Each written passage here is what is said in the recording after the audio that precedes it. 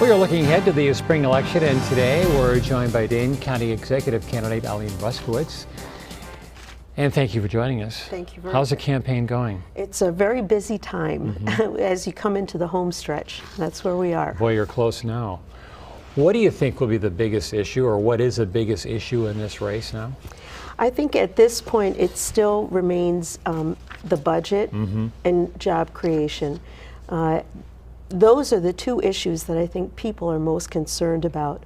What is going to happen to the Dane County budget? We've known that we're going to have a cut in state revenues and federal revenues, and now the next county executive is going to have to deal with the impacts of that and really do some strict budgeting so that we maintain core services. Well, there are going to be some significant changes in health services within the Yes. county too. Do you have a plan for that, or have you even had time to think about that? Well, you know, the budget repair bill has not passed yet, and so I think there may be some room for negotiations on some issues. But we know Dane County has a certain level of service that our citizens enjoy and want. And so it's going to be a challenge to try and maintain those things.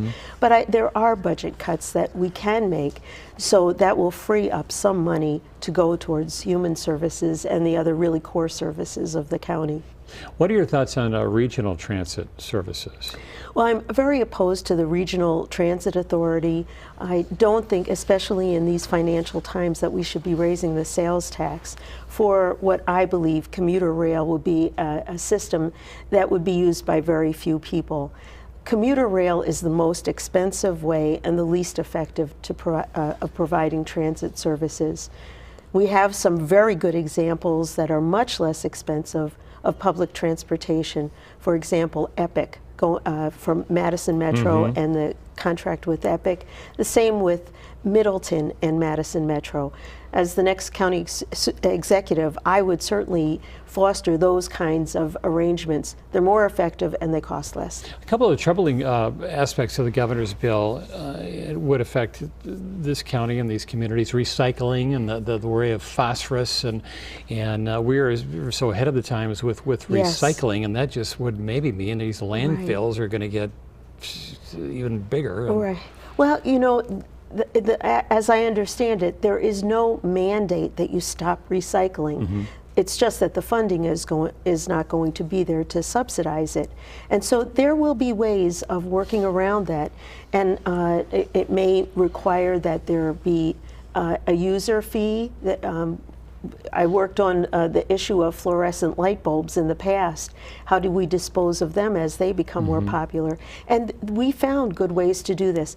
I'm optimistic that whatever Dane County faces, we're going to figure out the problems. We have a lot of talented, creative people around here. And so, you know, when there are tough times, the tough have to get going, and we have to find ways of managing these problems. Talking about the tough get going, you're the more conservative candidate in a primarily liberal county. How do you play to that? Well, I think on the issues. I'm a fiscal conservative. And, you know, in my definition, that means that I don't like to waste money.